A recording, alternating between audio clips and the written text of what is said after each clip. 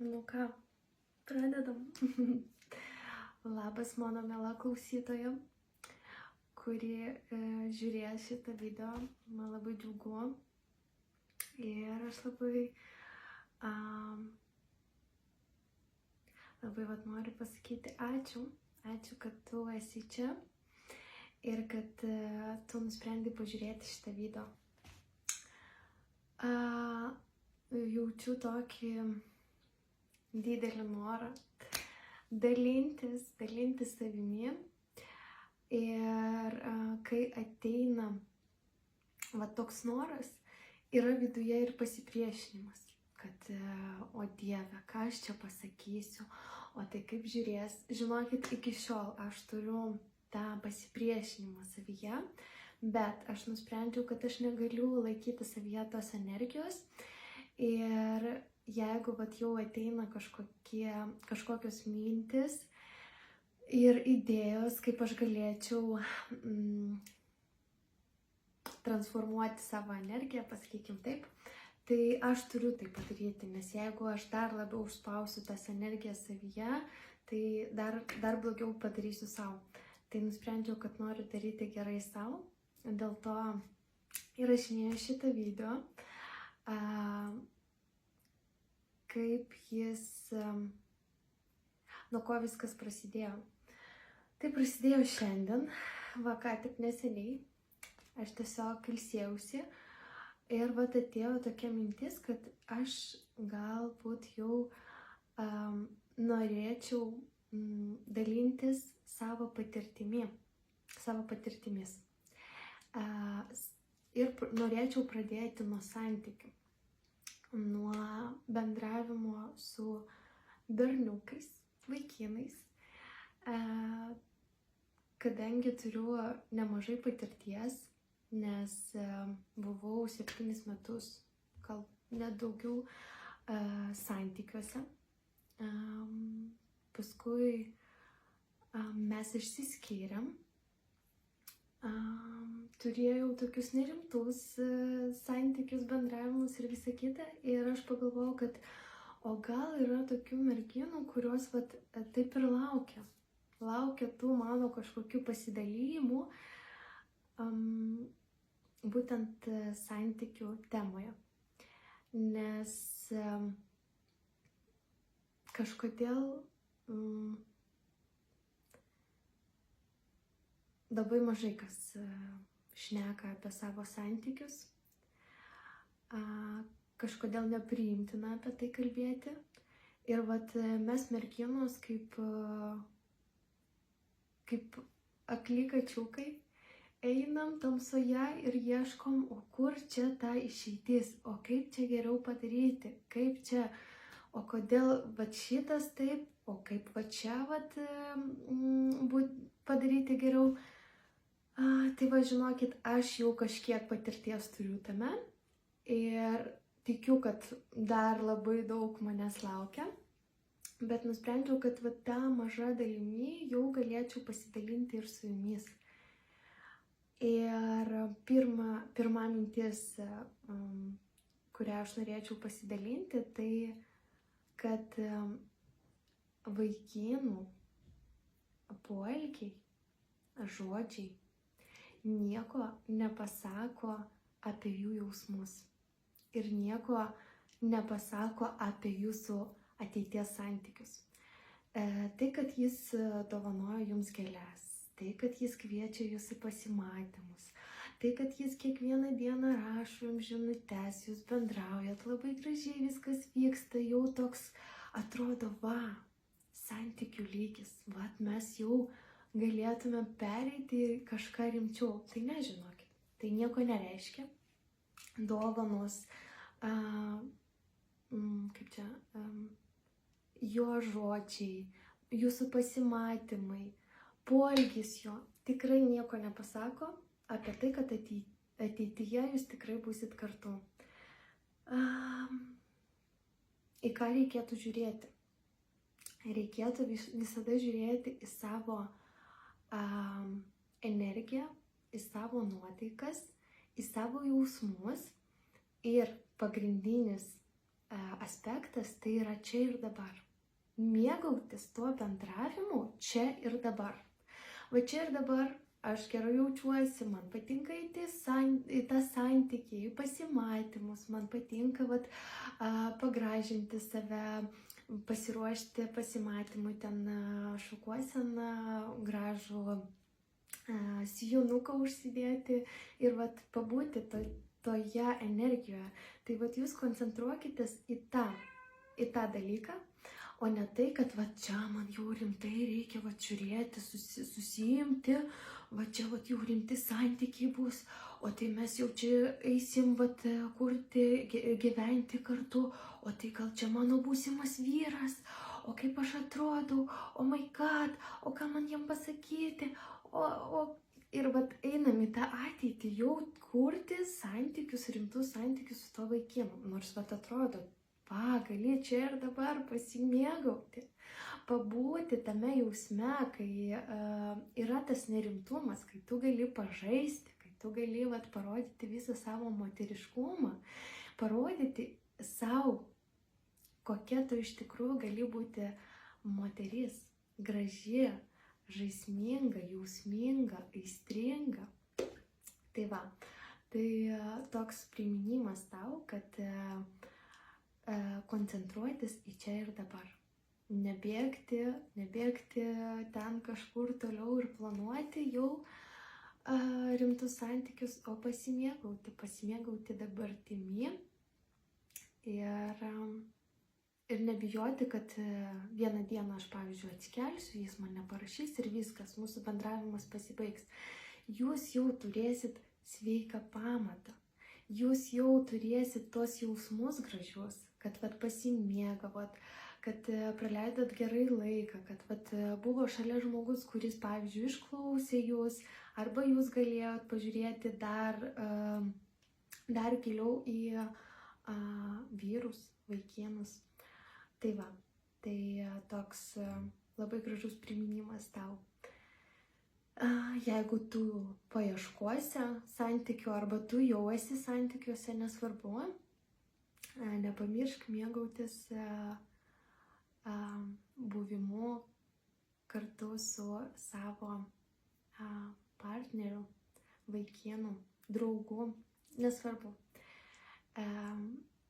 Tai kodėl atėjo tokios mintis pas mane ir kodėl aš nusprendžiau, kad aš taip noriu daryti, dėl to, kad aš ir buvau toj pozicijoje, kad jeigu čia jau rimti kažkokie dalykai prasideda, ten pasimatymai, dovanos, gėlės ir visa kita, tai reiškia, mes jau einam kažkur rimčiau. Mes jau čia galėsim kažką kurti, kažkokius santykius ir galbūt net jis bus mano būsimas vyras ir mes galėsim kurti šeimą. Aš buvau šitoje pozicijoje ir žinokit, ne vieną kartą aš apsifeilinau ir vis dar viena esu. Bet aš, žinokit, nesigailiu nei viena patirtimi, kuris su manimi buvo, tuo momentu taip skaudėjo, verkiau ir gailėjausi savęs, kodėl čia būtent su manimi. Bet dabar, žinokit, ir dalinuosi su jumis ir tokia viduje ramybė, kad taip ir turi būti, bet ne apie tai. Aš dabar noriu su jumis pakalbėti, o noriu pakalbėti, pasidalinti tą patirtimį, kad aš buvau, nežinau, kaip santykyje. Ten nebuvo rimti kažkokie santykiai, bet santykis su vaikinu, kuris labai gražiai save parodė. Kaip ir sakiau, tas visas labai gražus periodas, kai ir pasimatymai, ir gėlės, ir kartu praleisti laiką, ir net darė tokius žingsnius, kur dėl manęs.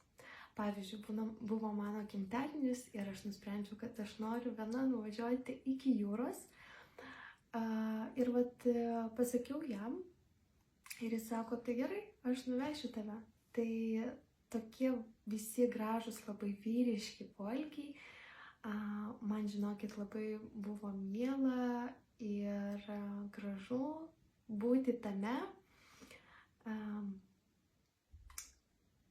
Labai toks moteriškas jausmas atėjo, kaip faina, kad manimi rūpinasi, kad apie mane galvoja, kad kasdien parašo, atveža gėles, pakviečia į pasimatymą.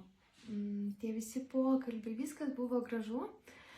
Ir aš įstrigau į tas mintis, kad čia jau turbūt reikėtų kurti kažką rimčiau. Ir gyvenimas mane sustabdė ir labai taip skaudžiai sustabdė, buvo labai skaudžios patirtis, kai man parodė, kad kitas žmogus jau nešioja kitą merginą savo širdyje. Ir kaip ir sakiau, kad tie visi poelgiai, žodžiai, tai nieko nereiškia. Tai nereiškia, kad viskas čia rimtai ir mes jau eisim kurti rimtus santykius. Tai tiesiog džiaugiuosi, kad tuo momentu aš galėjau jau pasimėgauti tuo laiku. Ir aišku, buvo skaudu priimti tai, kad kitas žmogus nepasirinko tavęs. Ir tai buvo jau ne pirmas kartas mano gyvenime. Dažniausiai, žinokit, buvo pas mane taip, kad aš nepasirinku kito žmogaus. Ir man tai buvo priimtina ir aš žinojau, kas tai yra. Bet gyvenimas nusprendė man parodyti, kasgi yra, kai tavęs nepriima, kai pasirenka kitą žmogų. Tai tą jausmą tikrai aš žinau.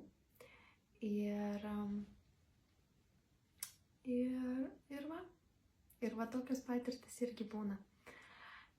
Apie įsimylėjimą irgi eina toks labai noras pasidalinti. Kažkada jau dalinausi ir sakiau, kad mūsų įsimylėjimas mums atrodo, kad ta priežastis pagrindinė, dėl ko aš įsimylėjau, tai čia jis. Aš jį įsimylėjau, jis yra Dievas, viskas, aš negaliu be jo gyventi, aš kiekvieną dieną apie jį galvoju, aš noriu jam parašyti, viskas, negaliu gyventi be jo.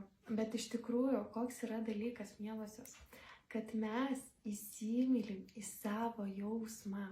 Pavyzdžiui, jūs įsivaizduokit, aš jums tokį pavyzdį duosiu. Gėlė. Išdžiūvusi gėlė, jai trūksta vandens, saulės ir jinai taip gyvena. Ir pradeda lyti. Palijo, viskas, gavo vandens tą gėlę, dar prašviesėjo, saulė atsirado ant danguje, atsiprašau. Ir viskas, ir gėlė, ir vėl pradeda gyventi ir galvoju, wow, kaip faina, aš ir vėl gyvenu. Bet jinai gyvena ir džiaugiasi tuo momentu. Taip, ta priežastis pagrindinė buvo kitas faktorius. Ir kiti faktoriai pažadino tą gyvenimą viduje. Bet ta gyvybė buvo viduje. Tas jausmas eina iš vidaus. Tiesiog, jūs ant savęs dabar priimkite pavyzdį, kad jūs, pavyzdžiui, buvot tokioje stadijoje gyvenime, kai nebuvo džiaugsmo jokio. Buvo toks liūdesiukas, praėjo diena ir gerai.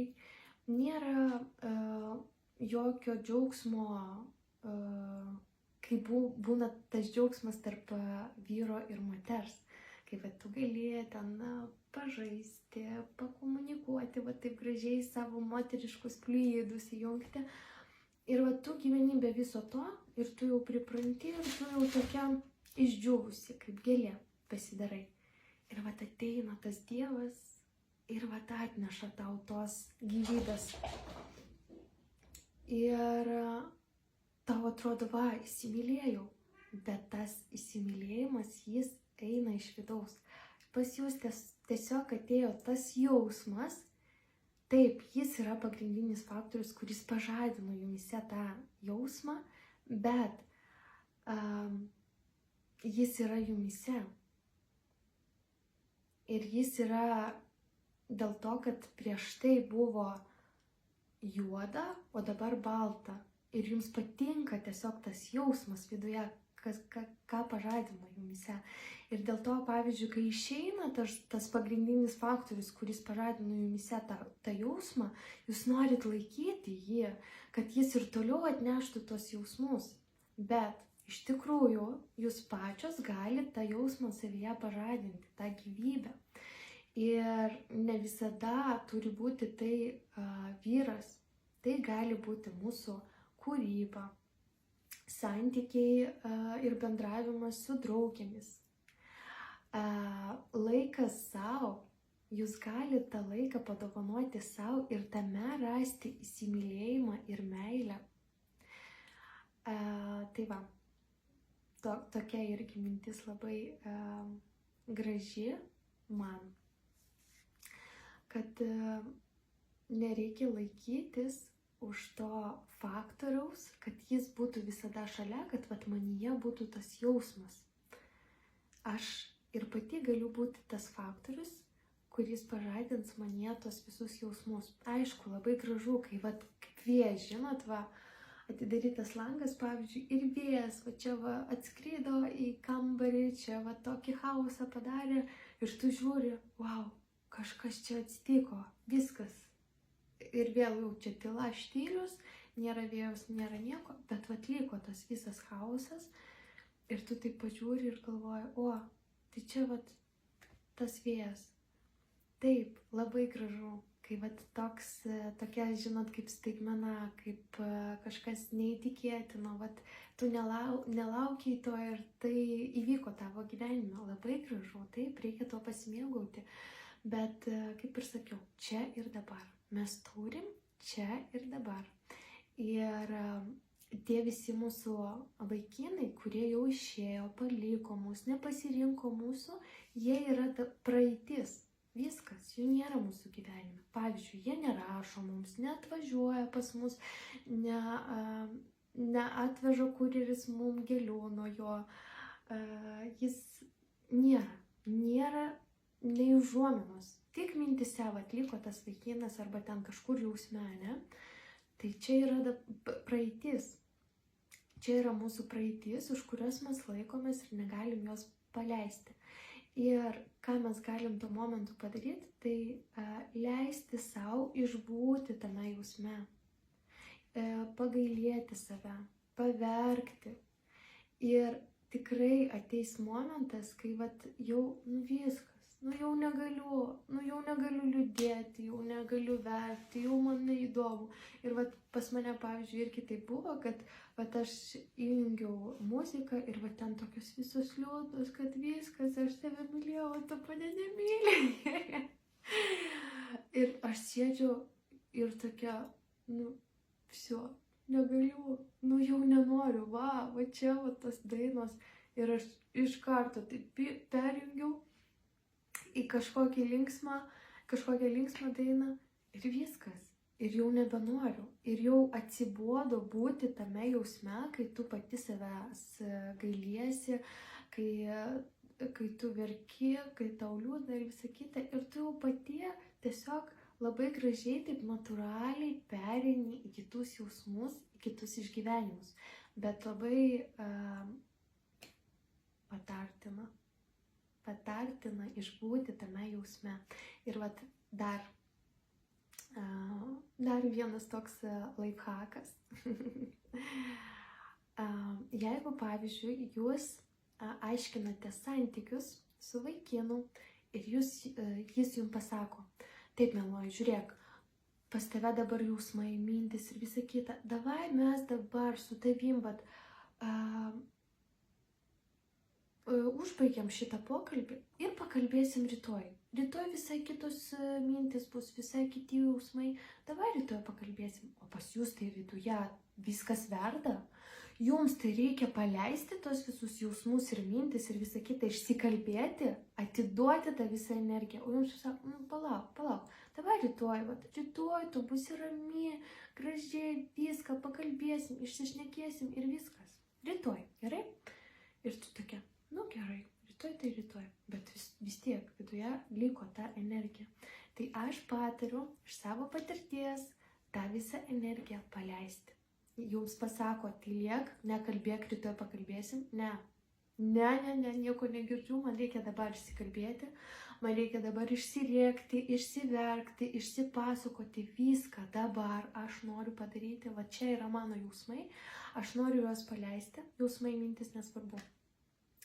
Man reikia dabar, nes jeigu jūs paliksit rytojaus dienai, jums reikės tada prisiminti, ką aš vakar ten galvojau, ką aš vakar jaučiau ir taip dirbtinai įeiti į tą būseną, kad ir vėl pajausti, ir čia žinokit toks per prievartą, kad jūs pačios save prievartausit jausti tai, ką jūs vakar jautėt. Nors jūs galėjot va čia ir dabar viską, ką jūs jaučiat, tiesiog paimti ir išleisti. Tai va, neklausykit vyrų. Eikit ir darykit tai, ką jums reikia daryti. Išjauskit pilnai tą jausmą, kuris yra viduje jūsų. Ir negalvokit, kad čia negražu verkti prie jo, čia nereikia rodyti savo silpnybės, aš čia silpna prieš jį, negalima. Jokių ten standartų arba ten prigalvotų kažkokių nesąmonių, viską išmeskit iš galvos ir tiesiog vadovaukite savo jausmų, kas eina iš vidaus, nes tie visi mūsų jausmai, kuriuos mes paliekam savo, jie vis tiek anksčiau ar vėliau išlys ir dažniausiai jie išlenda nelabai gražiai.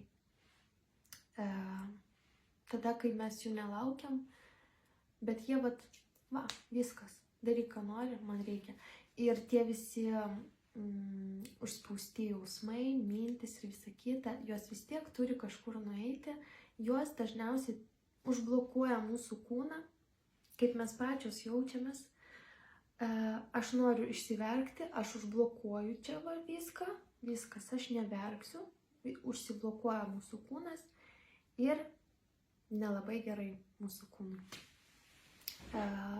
Tai ir ne tik kūnui, bet ir mūsų pasitikėjimui, kad mes pradedam netikėti savo jausmais, kad, tai čia kažkas su manim negerai. Čia aš kažką blogai jaučiu, nereikia to jausti, viskas, reikia užsidaryti, reikia uždaryti savo širdį, niekam netikėsiu, viskas. Nei savo, nei kitiems, viskas užsidarau.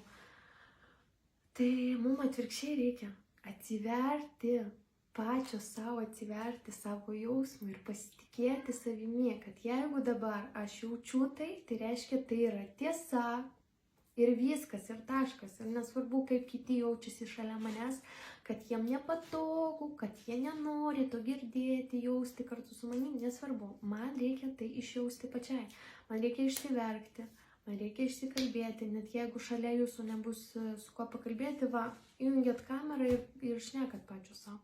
Viską, ką eina, negalit kalbėti, rašykit, imkit užrašų knygutės, rašykit, dabar jaučiu, jis toks ir toks, o jis negirdi manęs ir viskas, visus savo jausmus paleiskit. Išsirėkti, išsikalbėti, išsiverkti, viską paleidžiam. Tai iš savo patirties aš sakau jums, mielosios, tikiuosi, kad jūs išgirsit mane ir kai tik ateis pas jūs noras išleisti garą, tai jūs jį išleisit ir negalvosit, oi, čia negerai. Taip, aišku, gerai, nekalbėsiu aš daugiau apie tuos visus standartus kažkokius, kad čia gerai, čia negerai. Jūs pačios kurkit savo taisyklės, kas jums yra gerai, o kas negerai, nes mes visi tokie individualūs ir vienam vienas yra gerai, kitam kitas yra gerai, jūs pasikliaukit savo jausmais, ką jums sako jūsų jausmai arba mintis jūsų.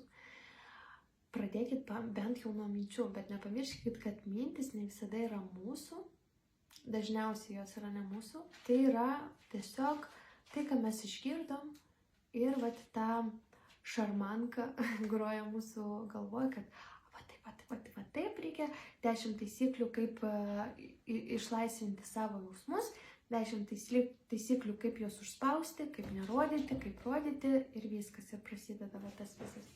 O jūs tiesiog atsisėskit ir pabūkit su savimi. Ir skirtingi būdai yra, kaip pabūti su savimi. Man padeda labai muzika arba šokis, pašokti, išlaisvinti tuos jausmus viduje, kažkokius užspaustą energiją.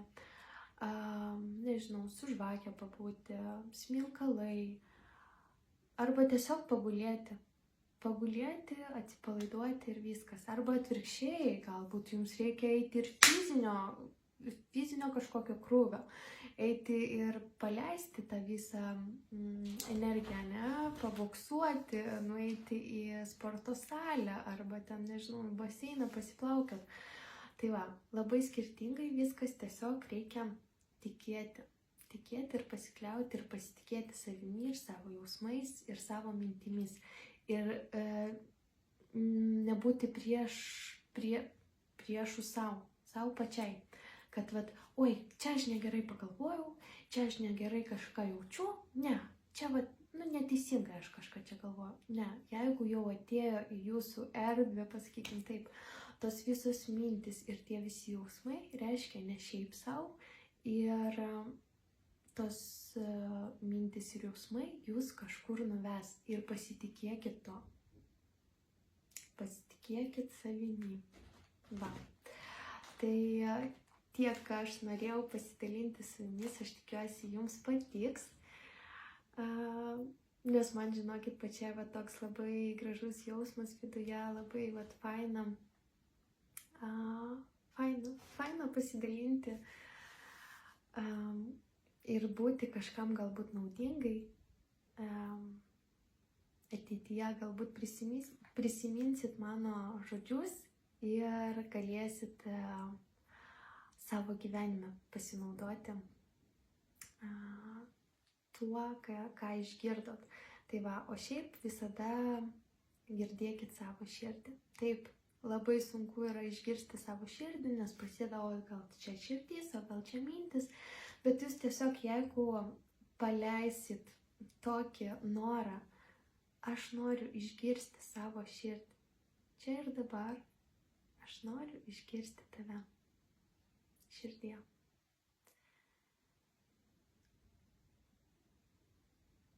Ir jūs būtinai išgirsit. Tai va. Nežinau, kaip atsisveikinti, kažkaip norisi, žinokit, žaismingai įjungti tą aktorę, kuri yra viduje, kuri prašosi, parodyk mane jau kitiems. Kokia aš esu aktorė, tai parodyk mane, o aš tik, žinokit, čia tie taip pagalvos, o jie pagalvos taip ir taip. Ir viskas, ir užspaudžiau tos visus savo talentus kažkokius. Tiesiog save užspaudžiu. Tai va. Apkabinu kiekvieną ir nebijokit, jeigu norėsit, parašykit man. Galbūt man pavyks padėti jums ir nuvesti iki to mažo keliuko, kuris nuves jūs iki ilgo, didelio kelio. Tai va, ate.